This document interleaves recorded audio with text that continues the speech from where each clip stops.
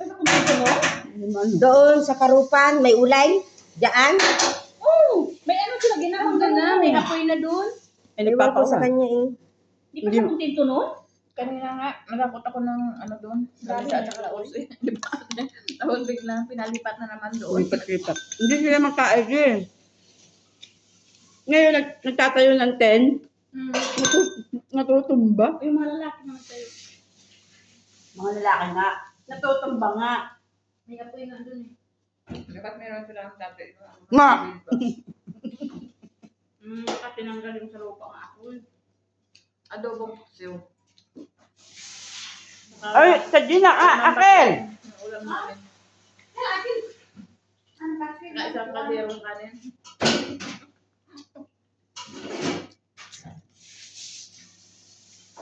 Luto na, Chef Prese. Pag akong pailis mo, hindi kita tutulong boss, hindi ako babae. Wawa kami, wawa kami. Wawa kami. Kalahanin mo dami mong anak. Wawa kami. Hindi magluto kayo sa sarili ninyo. No. Hindi kayo bangunan ng ano ninyo. Ayaw namin. Sabi ng amo ko, Chef Prese. Meron talaga akong assistant. Ayaw namin. May kagatang. Saan mo kinuha yan?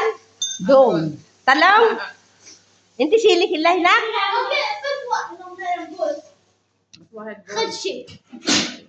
Lamintas ng talong yung alam. Hanapin niyo yan. Maganda yan, makinis. Maganda ang loob niya. Maganda yung kinuha niya noon, yung malilit, ang tigas na nagprito kami ni Gina. Kaya nga, pangit na yun. Puti pa yung laman niya. Yung puti na ano. Mas masarap talagang talong sa Pinas. Yung araw-araw.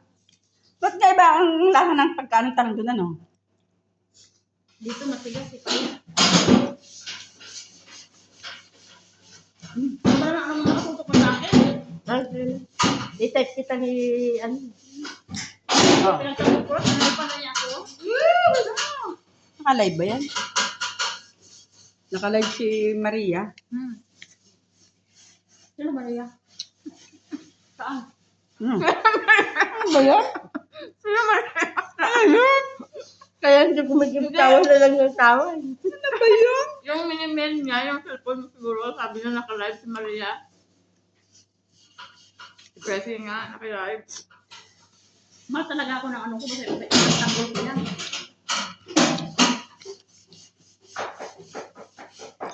Ang sarap ng bagoong sa mga Yan, sip kasi mamayang gabi, magbukay ako niya mamayang gabi.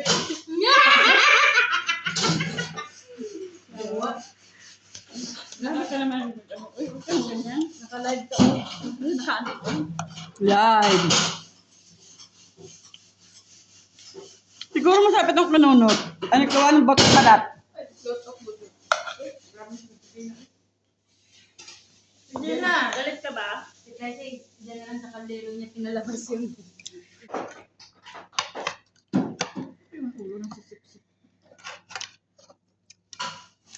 Gusto daw niya ng ulang sinisip-sip.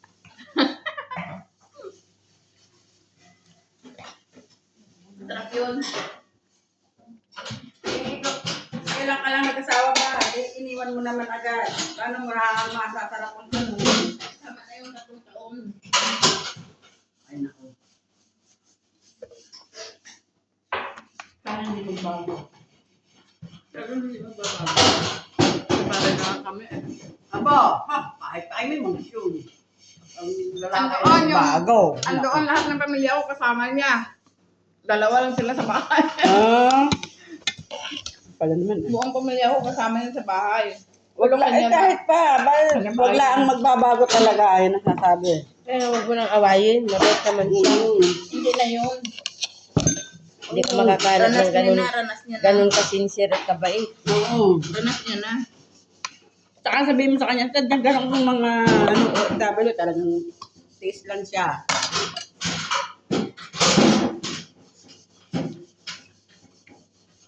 Tiis lang ba? Tiis. Sabay na dahil. OFW,